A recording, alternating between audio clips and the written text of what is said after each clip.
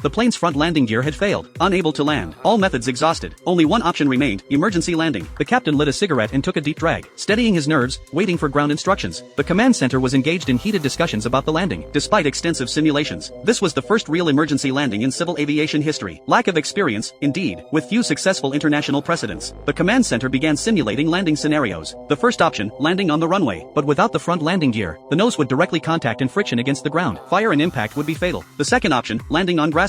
Soil would prevent friction-induced fire, but the ground might not support the plane's weight. The aircraft could sink and disintegrate, an equally terrifying prospect. They had no choice. The command center decided on the first option, emergency landing on the runway. The commander communicated with the captain, reassuring him everything would be fine. Yet he was so nervous he snapped his pen. Clearly, he had no guarantees, but he knew the greatest danger was nose friction and fire. He ordered firefighters to spray foam on the runway. This would significantly reduce fire risks. However, fuel was running low. No time to cover the entire runway. They sprayed foam at both runway ends. Before landing, the captain was so tense he nearly vomited, but he had to stay strong. Over 100 lives were in his hands. The senior flight attendant announced via broadcast, the plane was about to make an emergency landing. Passengers should cooperate with crew instructions. Flight attendants had passengers remove jewelry to prevent secondary injuries, and remove stockings to avoid melting fabric burning skin. The plane prepared for emergency landing. Ground personnel evacuated. Airport passengers closed their eyes, bracing for impact. The captain gripped the controls, overcoming fear, attempting the smoothest landing possible.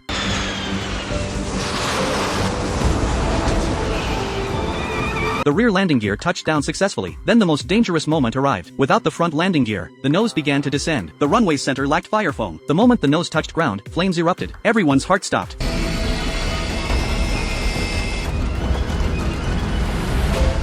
Foam remained at the runway's end. If the plane didn't stop before that point, the consequences would be unimaginable. Fortunately, when the nose contacted the foam, the sparks extinguished. The plane stopped. Armed police, firefighters, and medical teams rushed forward. The senior flight attendant, recovering, looked outside, shouted evacuate over the broadcast, opened emergency exits, deployed escape slides. Passengers rushed without hesitation. The flight attendants didn't flee, fulfilling their final duty, assisting passengers' evacuation. This first ever civil aviation emergency landing resulted in 0 casualties. After an investigation lasting over a month, authorities determined the failure was due to poor quality landing gear pin, causing landing gear control failure. On October 30, 1998, the People's Government and Civil Aviation Administration held a commendation ceremony for Eastern Airlines, honoring and promoting the B-2173 crew. B-2173 was no longer used for passenger flights, converted to a cargo aircraft belonging to Cargo Aviation, now honorably retired.